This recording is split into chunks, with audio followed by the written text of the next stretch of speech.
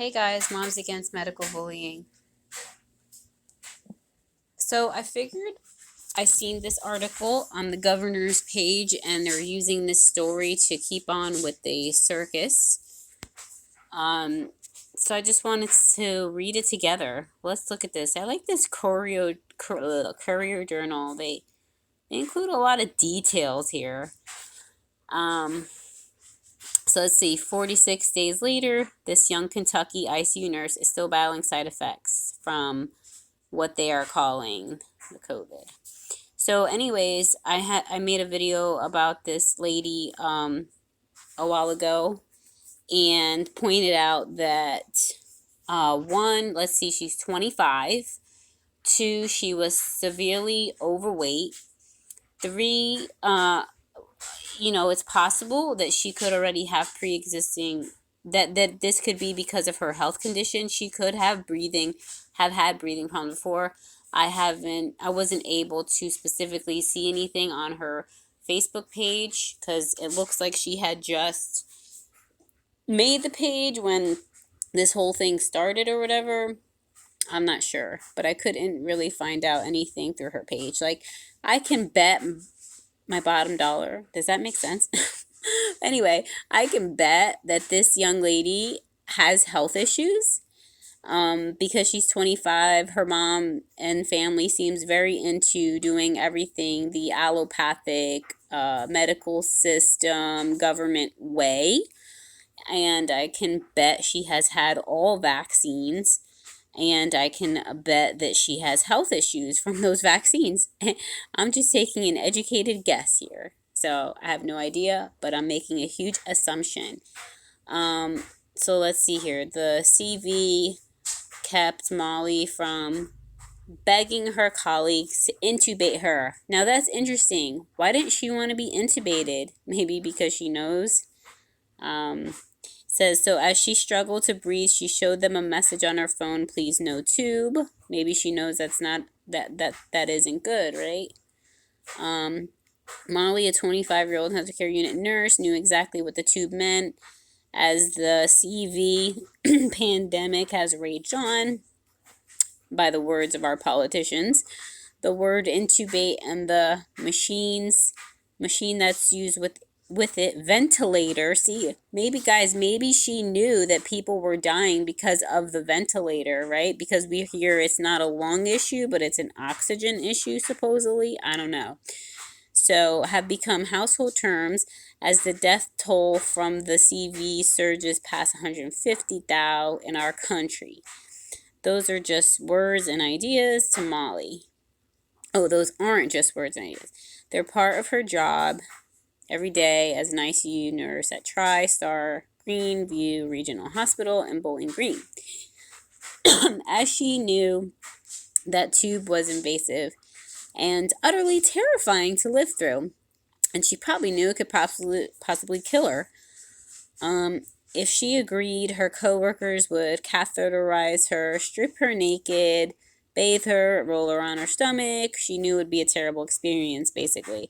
They'd have to paralyze her so that she could safely lay in a position that would reduce the fluid in her lungs, like all if she went on this intubator. So there's one outside. So to me, it seems like she knew that this ventilator situation is dangerous, and she didn't want that.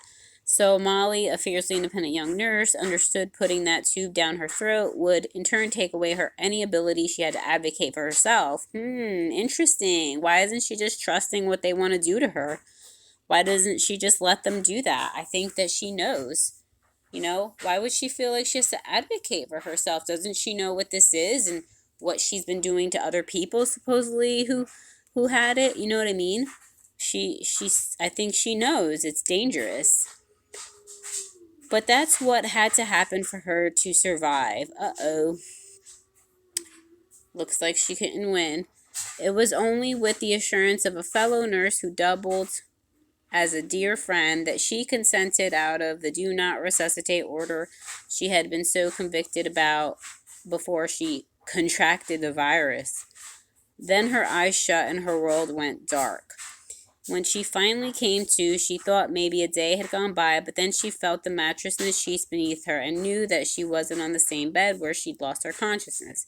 After 4 harsh days of hallucinations, a terror-filled dream that she was lying on top of a dead body, blah, blah, blah, she'd learned she'd been transferred to a sister hospital in Nashville, and she missed out on more than 2 weeks of her life. What are they doing to this lady? Like, what are they doing to her, really? Like, honestly, if Amanda Volmore from Young Naturals was treating her, she'd probably be, like, healed, you know? We all know what happens, possibly, when you go into the hospital. They can make things worse with their interventions. There's one outside, I said. When I first introduced you to Molly in late June, she was unconscious and in critical condition. At TriStar Centennial, she'd already battled a harsh fever, shortness of breath at home, alone for several days, and underwent 2 false negative tests. So she had false negative tests, 2 of them. And then the young nurse checked herself into the emergency room at her own hospital in Bowling Green. And when that 3rd test came back positive for CV, she felt relieved. So there were 2 negative tests and 1 positive. But of course, you're gonna go with the positive because that's what you're already confirmation bias, right? Like if you were a person who, if she was a person who didn't believe in it, she might, with the negative test, she might be like, oh, phew, it's negative, okay. But anyways, I digress. Even if the pandemic had finally gotten to her, her medical instincts about her symptoms had been spot on. Paralyzed, intubated, and unconscious, she slept through a GoFundMe campaign. Whoa! That raised more than $12,000 to cover her medical expenses, and she'd been featured on the Today Show. Wow, she's like famous now. The young nurse's story spread rapidly, and people as far away as Morocco were actively praying for her. Yes, that's awesome. I believe she should be healed. I believe she should live and not die and declare the works of the Lord. But, we want to uncover the lies, too, and why she's sick, Her mother, Patty Dawson of Versailles, was stationed at a hotel across the street from the hospital, and because of the pandemic, couldn't be at her daughter's side. As I talked with Patty back in June, I learned about a young woman who was dedicated to caring for others. She'd been frustrated with the access to protective gear and ever-changing protocols connected to the CV. Outside of work, the young nurse essentially isolated herself in the weeks leading up to her illness. That's interesting. Treating CV patients put her at risk, for infecting other people, and that wasn't something she was willing to do. She was smart and brave, even though her asthma made her high risk. Wow. See, guys, they put it in there. It's like they put the breadcrumb right in there. This Courier Journal, every time they put an article about one thing, they give us the breadcrumbs to what's truly the issue at hand. A what? Oh, asthma? Oh yeah, asthma. Yeah, that's right. Asthma can make you feel shortness of breath. Yeah. I wonder if her wearing a mask at work all day kind of like aggravated her asthma. I wonder if that has some kind of connection with her asthma. Oh no, but it's the virus, right? It's the virus that's causing all this. It's not the asthma, right? Oh my God, she has asthma. Of course. It's insane. So anyways, so she has asthma and she's probably wearing a mask. That's probably a bad situation right there. Anyways, that wasn't going to keep her from doing her job and saving lives, because you know what? She's a hero. During this moment in history, she's a freaking hero. Because she has asthma. When I finally got to speak with Molly this week, I heard every quality Her mother described radiate through the phone. Caring, dedicated, fiercely independent. She survived the most deadly part of the virus, but not what she considered the most difficult aspect of it. I was living out my worst nightmare in real time, she was told. I was fully dependent on everyone else. Okay, so guys, here's another thing even. You know, when you believe something and you fear it, right? There is power in belief. And we do manifest what we fear at times. You know, you put your body, you know, through stress and, you know, what have you. But anyways, that's another story. 46 days had passed since Molly was admitted to her own ICU, and when we spoke on Monday, she'd been home with her family in Versailles for nearly 3 weeks. So she's home. So okay, I guess this is her. See, let's see. It really bothers me that they cover up. You know, they use these stories to say it was something when it wasn't. And you know, like I said, if somebody else were treating her, this girl could have been, you know, healed and on her way, probably without being traumatized and put through all of this. But she sustained some nerve damage, right? The nerve damage you're going to say is from the virus, but I bet it's from their interventions. It's unclear whether that's, oh, here we go. It's unclear whether that's from the paralysis or if that's just another dark learned side effect from CV. But either way, it drastically limits her ability to take care of herself. Sorry, honey. We damaged you with our interventions, but at least we saved your life. Yeah. We caused your problems, and then we save you. We're racketeers. That's what we do. In the past few weeks, she had to relearn how to walk. The first time she stood up, it took 3 people to help support her, of course, because she's super overweight as well. Now that she's home, she's trying to regain full use of her hands. She can't wash her own hair, cook for herself, or drive.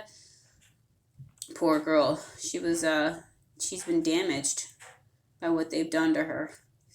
You know, any task that requires gripping, blah, blah, blah, she can do. My mind is fully there and my body is not, she told me. My mind is trying to tell my body what to do. My body won't listen. Well, they really messed her up, guys. Wow. Molly studied sign language in college, and she's an advocate for the deaf community. Now, in addition to her physical therapy and occupational therapy, she practices the letters of the sign language alphabet as a way to stretch out her hands. Her fingers just don't work the way they once did. Well, she's concerned about what that might mean for her career. See, she knew. This is why she didn't want to be put on the ventilator and all that. She knew she was going to get messed up. But they talked her into it. Even if her fine motor skills return, she knows how nimble and careful her hands must be as a nurse. I can't be going slower because my hand hurts, because that could be the difference between life and death. I mean, she's still, you know, she's got the hero. She's got the hero complex. Anyways, but that sucks to have damage from the medical system that affects your life and purpose, and that's what they do. Essentially, they destroy you, and then act like they're saving you to destroy you once again. So it's a bad cycle. But yeah, and that's important because it's not just a job to her, it's a calling. You know, which is wonderful. Being a healer, a caretaker, a nurse, that's beautiful, but not when you do it in a bit of ignorance. It's not, but it's hard to know how long it may take for her to get back to work, but even with the virus raging on, there's no doubt in her mind that that's where she wants to be because she's such a hero, right? It's just as important for her to help people through the worst day of their lives as it is to help people die a peaceful death. And you know what? Also, sometimes people love helping other people so much and being the hero and feeling like they're saving people because they don't want to face their own self. Have you guys ever experienced that? I have. Like, you know, with people who just so desperately want to do stuff for other people and, you know, and save other people, I feel as though it's because something is lacking in their own life sometimes. They're avoiding looking at themselves by focusing excessively on others and saving other people. I'm just saying. When I asked her what she loved about her job and why, after all this, she was eager to get back to the ICU floor, she told me a story about a woman she cared for a few months before the CV started. The patient had been struggling for a few days, and her children had talked with Molly as they made the tough decision to do what would make their mom comfortable instead of what would keep her alive. The patient had been telling Molly for days that all she wanted was a scoop of ice cream, and with that hard family decision, the nurse was finally able to bring her some. This is the best ice cream, blah, blah, blah. It was a moment of pure bliss, and it was one of the last things that happened before the patient lost consciousness and eventually passed. That will probably be her last memory of their mom, and I got to make it not be terrible. And so every day now, Molly works her hand muscles and builds up her own strength. She'll need them back at the ICU, whether she's administering meds or picking up a scoop of ice cream. Isn't that lovely? Because as we talked, it was clear to me her heart was still very much in ICU, even if her struggling fingers were not. I mean, Courier Journal is very dramatic too. I love it. It's like they're writing a love story. And even after living out her own nightmare, she's such a hero. Her focus is still very much on easing the pain of everyone else in the middle of this pandemic. Even though she's been through hell and back, she still just wants to give her life for other people because she's such a hero. She's so wonderful. Oh my God. People like this, easing the pain of everyone else. Isn't it? Isn't it so wonderful? Isn't it so altruistic of her? That's what happens. It's like you don't want to focus on yourself. You're avoiding yourself, so you throw yourself onto other people. And I think you want to save other people at the risks of your own life, supposedly, right? And so I think it could have to do with low self-confidence, actually, and self-worth. But maybe I'm over reading between the lines. But see this, look, a mask. You do not need to be wearing no mask when you have asthma. Like, when you have asthma, you need to breathe. Like, you need to be fully breathing in that oxygen, So, yeah. Anyways, that's that.